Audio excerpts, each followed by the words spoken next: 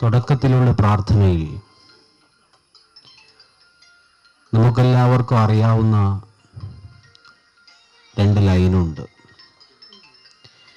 നീ സത്യം ജ്ഞാനമാനന്ദം, നീ തന്നെ വർത്തമാനവും ഭൂതവും ഭാവിയും വേറെല്ലോതും മൂഴിയുമോർക്കിൽ നീ. അകവും പുറവും തിങ്ങും മഹിമാവാർന്ന നിൻ പദം. ഈ വാക്കുകളെ അന്വർത്ഥമാക്കുകയാണ് സത്യം പറഞ്ഞ ഞാൻ മനസ്സിലാക്കിയ ചിത്രൻ. ഏറെയൊന്നും പരിചയമില്ല എങ്കിലും അടുത്ത ഗ്രാമത്തിലാണ് ഞാൻ താമസിക്കുന്നത് എങ്കിലും രാഷ്ട്രീയ പ്രസ്ഥാനങ്ങളോടും തന്നെ വലിയൊരു ബന്ധവുമില്ലാതിരുന്നൊരു കാലഘട്ടത്തിലൂടെ കടന്നു വന്നത് ആളായതുകൊണ്ടും,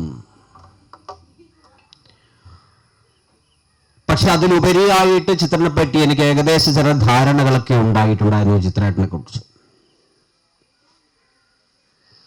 ധാർമ്മികമായ സംവിധാനങ്ങളെ എങ്ങനെയൊക്കെ നമ്മുടെ മനസ്സിൽ ഒതുക്കിക്കൊണ്ട്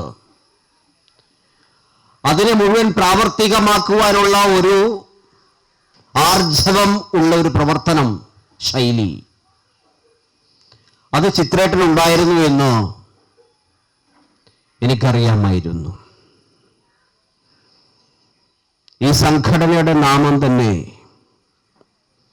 ധർമ്മസേന, ഭാരതീയ ധർമ്മ ജനസേന എന്നാണ്. ധർമ്മം എന്ന് പറഞ്ഞാൽ ധാരണാത് ധർമ്മമിത്യാഹു ധർമ്മോ ധാരയതി പ്രജാ. ധാരണാത് ധർമ്മമിത്യാഹു ധർമ്മോ ധാരയതി പ്രജാ. സ്വമേധയാ സംവിധാനങ്ങളെ മുഴുവൻ സ്വാംശീകരിച്ചുകൊണ്ട്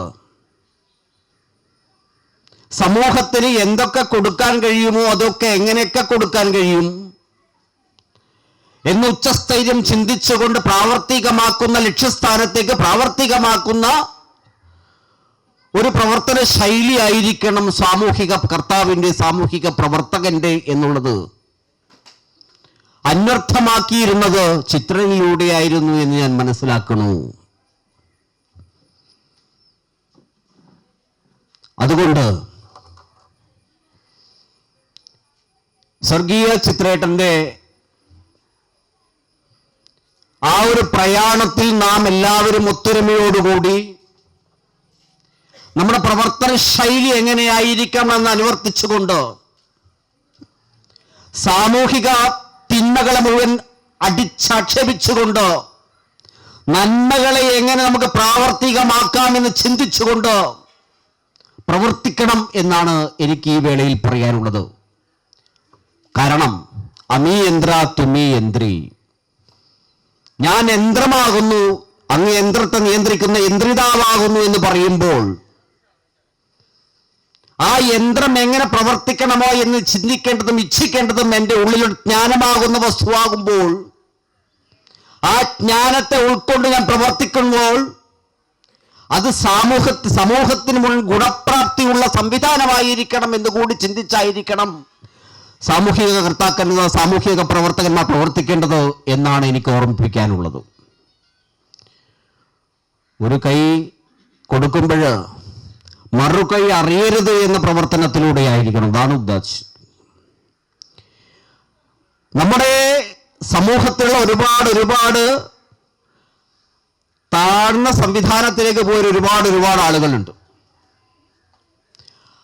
അവരെയൊക്കെ കരകയറ്റുവാനുള്ള ആർജവം സാമൂഹിക കർത്താക്കന്മാർക്ക്, സാമൂഹിക പ്രവർത്തകന്മാർക്ക് ഉണ്ടായിരിക്കണം.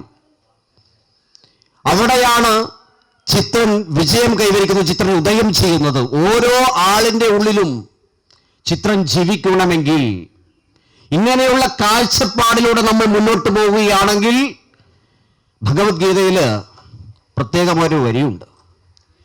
ഗീതോപദേശത്തിൽ അർജുനൻ പറഞ്ഞു കൊടുക്കുന്നുണ്ട്, ഭഗവാനോട് ചോദിക്കുന്ന ചോദ്യമുണ്ട്, വേപതുശ്ച ശരീരേ മേ മഹർഷശ്ച ജായതേ ഗാന്ധീവം സംസതേ ഹസ്താത്.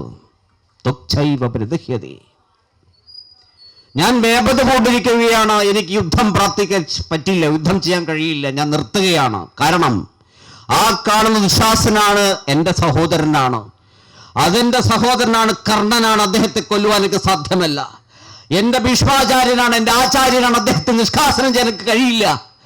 ഇതൊക്കെ കണ്ടുകൊണ്ട് ഭഗവാൻ കൃഷ്ണൻ പറഞ്ഞു കൊടുക്കുന്നുണ്ടോ, ക്ലൈഭ്യം മാസ്ക് മമ പാർത്ഥ നൈതൽ ത്വയ്പപദ്ധ്യതേ ക്ഷുദ്രം ഹൃദയദൗർബല്യം തെക്കോ ഉത്തിഷ്ഠപരന്തപ. നീ എഴുന്നേൽക്കുക, നീ യുദ്ധം ചെയ്യുക, നീ ധർമ്മത്തെ പ്രാപിക്കുക. അവിടെ ധർമ്മം എന്ന് പറയുമ്പോൾ സാധാരണ സാമൂഹികമായ പരിഷ്കാരമാണ് നമ്മൾ ഇവിടെ നടത്തേണ്ടത്. അവിടെ നടത്തുന്നത് എന്താണ്? രാജനൈതിക നീതിയാണ് നടത്തിയത്. പ്രജാക്ഷേമത്തെ മുൻനിർത്തി പാരടക്കി ഭരിച്ചിരുന്ന കാലമാണ് അവിടെ. അതാണ് ഇവിടെയാണെങ്കിലോ സാമൂഹിക തിന്മകളെയൊക്കെ അകറ്റിക്കൊണ്ട് ധാർമ്മിക ചിന്താധാരകൾ മുഴുവൻ മുറുകെ പിടിച്ചുകൊണ്ട് ധർമ്മത്തെ മുഴുവൻ സമൂഹത്തിന്റെ താഴെത്തട്ടിലേക്ക് എടുത്തെറിഞ്ഞുകൊണ്ട് അവിടെ നിന്ന് ധർമ്മത്തമായ സംവിധാനങ്ങൾ മുഴുവൻ ഉയർത്തിക്കൊണ്ട് ആ ധാർമ്മികമായ പ്രസ്ഥാനങ്ങൾ നമ്മൾ ലോകത്തിന് മുഴുവൻ വിരാജിക്കേണ്ട ഭാരതീയ ഈ സേന, ജാഗരണ സേന, അത് സമൂഹത്തിലെ ഗ്രാമങ്ങളൊക്കെ നേരത്തെ ബിജുജി പറഞ്ഞതുപോലെ NDAയുടെ ഭാഗമായിക്കൊണ്ട് കേന്ദ്ര സർക്കാരിന് എല്ലാവിധ ഒത്താശകളും ചെയ്തു കൊടുത്തുകൊണ്ട് അവർ പ്രാവർത്തികമാക്കുന്ന മുഴുവൻ നയങ്ങളെയും സാധാരണ താഴെത്തട്ട് എത്തിക്കുവാനുള്ള ആ ഒരു കാഴ്ചപ്പാട് മുഴുവൻ ജനങ്ങൾക്ക് ഉണ്ടാവട്ടെ എന്ന് മാത്രം പറഞ്ഞുകൊണ്ട് നിർത്തുന്ന നമസ്കാരം. വന്ദേ മാതരം, വന്ദേ മാതരം.